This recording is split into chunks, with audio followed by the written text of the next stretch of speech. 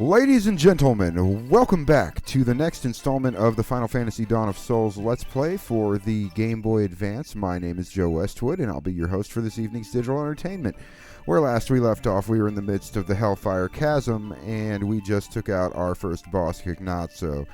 So now we've got to step through this guy right here, and that'll take us from level 6 through 10 and on into the next boss. So that is, what the fuck?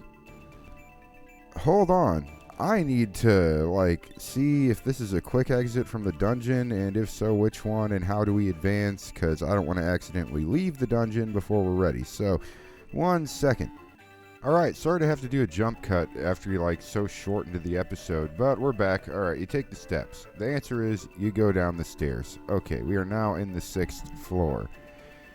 And, I'm kind of disappointed we haven't got to do the, There's a certain floor to this, I don't know, dungeon level, what would you call it? Where you're on an overworld map. And it's interesting just how it works. If I run across that on my second run-through... Oh, excuse me. Or, you'll have to excuse me for that. Or hopefully we just run into it on this run-through. But, there is a chance that we won't run into it, I guess. And that being the case, I'll have to show you guys if I run across it. I know sound's not cutting off for you, but it is cutting off for me, so I'm trying to fix that. There we go. Okay. So, that's a treasure. Rooms like this always make me want to get the treasure. You know how it go. You're watching this after all. You're curious about it. You've made it this far. Or hey, who knows, maybe this is the first episode of this series you're watching, in which case, if you care about knowing about what's going on, not like it's really all that relevant if you know how RPGs work, but this is, sort of a seminal RPG. It really kind of demonstrates the very basic core of what you'd call a Japanese role-playing game is, and role-playing games in general. After all, it does fit inside of a subgenre of a broader genre, the role-playing game. And then there's the Japanese version, there's the Western version, there's what you would call a PC, I don't know how to describe it, but basically specific kinds of RPGs that were PC only back in the day, in the late floppy disk, early hard disk drive days, that type of shit, and even on into the early, compact disc, internal hard drive days. If you know what I'm talking about, there's a specific term for those too. So, and there's Western, there's Japanese, there's the, old computer ones. And then there's just, everything is becoming the same thing. I mean, modern JRPGs are distinct. They are different from their Western counterparts still. But I think the more time goes on, the more of a struggle it becomes to make the differentiation. And as a consequence of that, there's just, I don't know. It just makes a strident attempt to create that distinction for those who care to, but it seems like there's more and more of a hybridization, and then it's just stylistic differences. Japanese role-playing games are more and more fleshing into the classically Western action style, or ARPG, action role-playing game, style of playing. Do we continue to look through that room? Looks like we kind of don't got a choice. I kind of feel like I was talking about something else I wanted to get at, Oh, well, Final Fantasy IV. We were talking about the four fiends being the bosses of this place. I mean, hey, if you know Final Fantasy IV, that's kind of a nice treat for you. That's sort of what these bonus dungeons do. They kind of give shout-outs to other Final Fantasy games.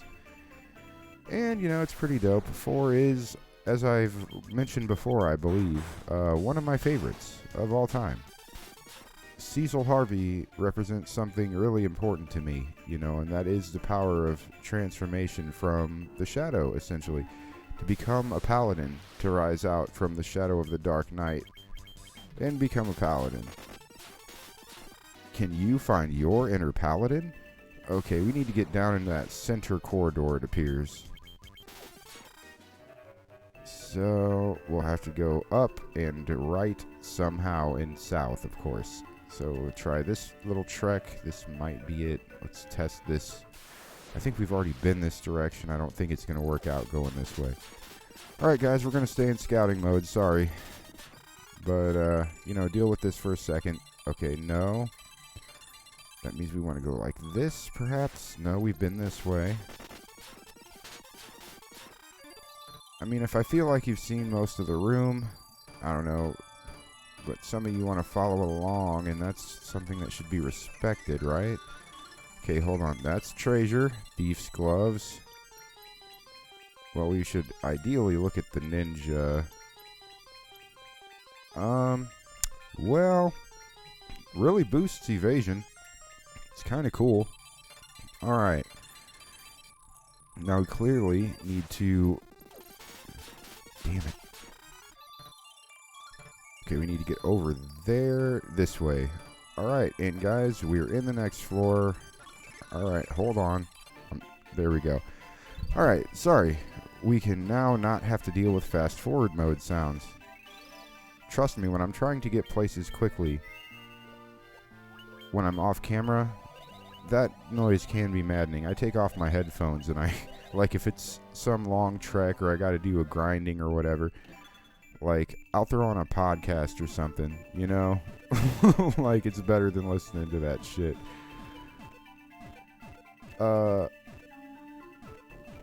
But yeah, so 3 was the last dungeon, 4 is this dungeon. I don't know, I don't remember. I believe 5 and 6 are the other two. Which is cool with me, because 6 is my favorite video game, period, much less my favorite Final Fantasy. And 5 is a really good fucking game. Like, in the series, it's like, the people who love it do love it, and very rightly so. Some may be a bit too much, but, I mean, its love is kind of detracted in terms of anybody who knows, like, the franchise exists, say, but they haven't really played much of it. They might have played 7, though, 7, 9, 10... But they might not have played 5. They might have even heard of 6, but never played 5. Okay, what the fuck is going on here? How do we get over that way? Okay. We need to go all the way around, it looks like. Up and left. Which, to tell you the truth, isn't too terrible of a clue in. That's not bad at all. But, yeah, 5 is a really good game. And yeah, clearly 6. I have a love of 6. Okay, just looking for treasures, guys. I know what I got to do, I think. But yeah. So that's cool. I don't think they got Kefka, but I think they do have, oh my god, Ultros. If y'all know about Ultros, which you should if you're any kind of Final Fantasy fan, and if you don't worry. You will learn, should you choose to, like right now, actually. If you want to just... turn this off and go look into Final Fantasy VI bosses, you could. Now I forgot. Oh, this way. Yes, this is what we're doing. Okay, we're now on the 8th floor. We should probably just heal up here. And not get too careless with our MP. Just give her a little boost up there. Okay. Oh, treasure. We will not be foregoing that for no good reason. Blue curtain. And, I really wish there were more enemies in these kinds of places. I'm not saying that it's not a good variation. It's a pretty good variation of enemies.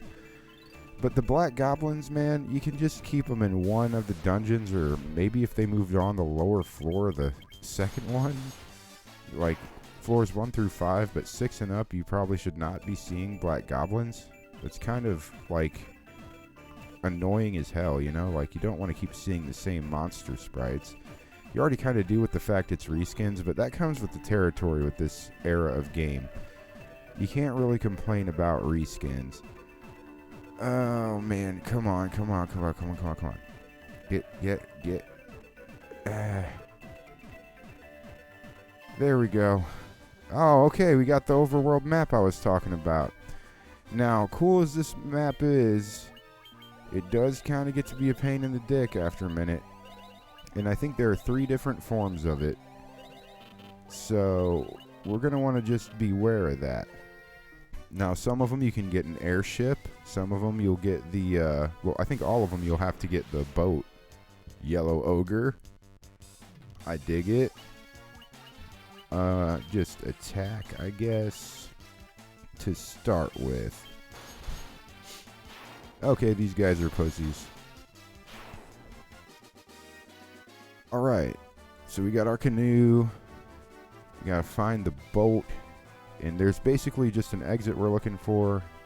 And it's some percentage of the time it's kind of a puzzle. Maybe it's always a puzzle of some sort. Okay, no boat there, but hold on, there is. Oh, we got a boat. Okay, and we got this landmass. We got a captain.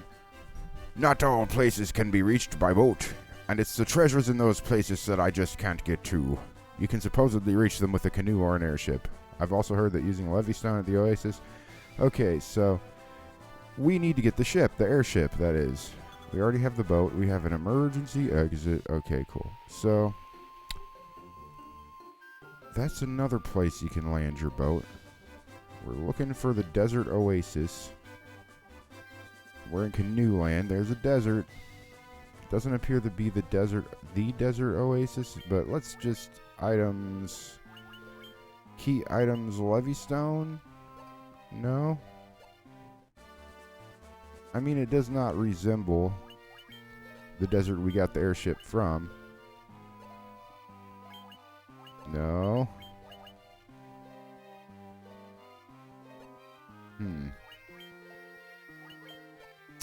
Well, this does not appear to be where we need to go. But we do have a dark elemental to deal with, who dropped in one hit. Okay. Let's just, oh, man. Well, maybe there's something this way. Oh, this is it. Let's check the waterfall, though. Nothing. Okay. Anyway, here's the exit here. And here is boss number 2. Before we took the southern room, we'll have to remember that. Just so that way, you know, we don't end up refighting Cognazo for no good reason. And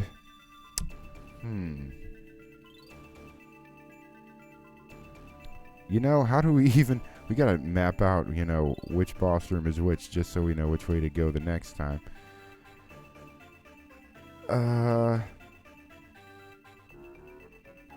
Okay, so here is one of the 2 boss rooms right here, and we'll have to think about how we want to designate this in terms of a name. So there's that boss room.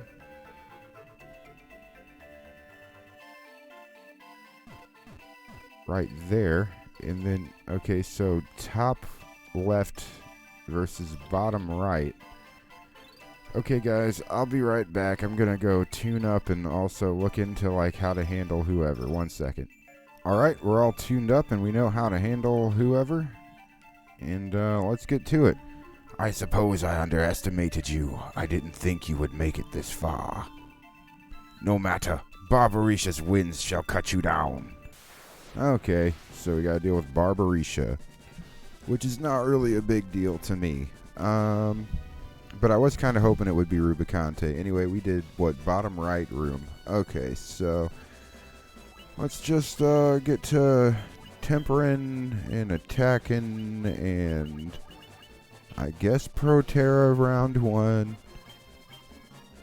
and hasten. And there we go. Well, hopefully Hilaga gets him next round, because next round we're going to focus on getting Nobuo up and running. So, temper, attack, magic, Hilaga, magic, haste yourself. Ah, shit. Don't work, don't work. Okay, well, he got turned to stone. But hey, in one round, we can have them all unpetrified. Especially if we do it all sneaky-like. Like, who'd have suspected my hard hitter would unstone Ryan, but that's my man. We're gonna, man, when we get him on the show, we're gonna have to talk about the time that he broke while stoned. Like he, I got him so high he stopped functioning. Uh, let's see here. Then she can cast Hilaga again, and he can haste himself, right? Or wait, he did haste himself. He can temper himself. Okay. Oh fuck. Dude, that was fucking ruthless. Okay, hold on. This is why we got full life. And then Ninja Boy. She is really trying, son.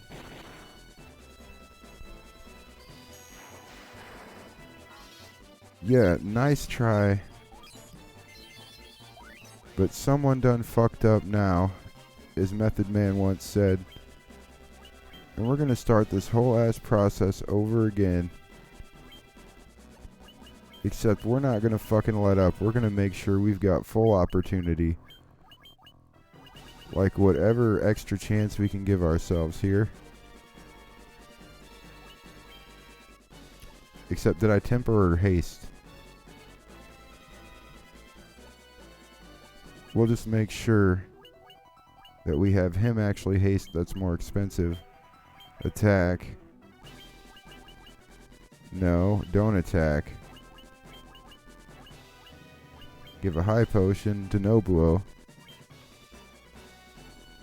Haste, yeah. High potion. Hilaga. Haste, high potion, Hilaga. And then temper him. Oh, she tried. She tried so fucking hard. But she failed.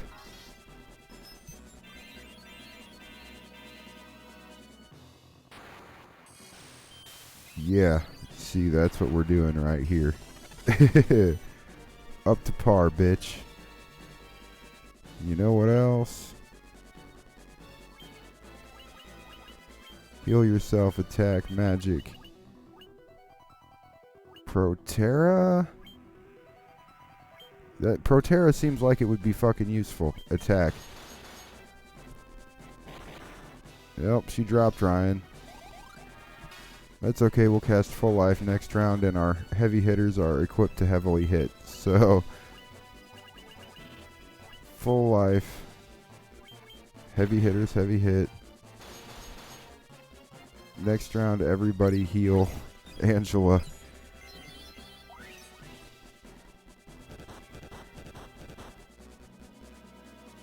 Magic. Kiraga, Angela, attack. Magic. Hilaga. You're the fastest, so realistically high potion. Angela. Yeah, because we need that reinforcement straight up. Okay. That's gonna hurt. Good, very good. Still got deeps. What's up now, bitch? Hilaga, bitch. What's hood? So, now he can even haste himself. Attack. Hilaga, attack. Just dropped him, never fucking mind. Well, sorry, Ryan. I don't know if there's much experience in this for you anyway. We got the Braveheart Blade, though. We can see what that does.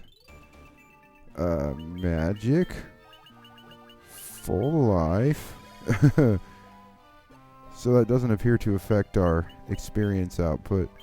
Okay, the Braveheart Blade is not coming up here. Let's see if Nobuo can use it. Yes, he can, and it's actually better. Sword that casts Confuse when used, even. Interesting. Although the Ice brand will be more useful for Rubicante, so I'll have to switch back to it before we get to him.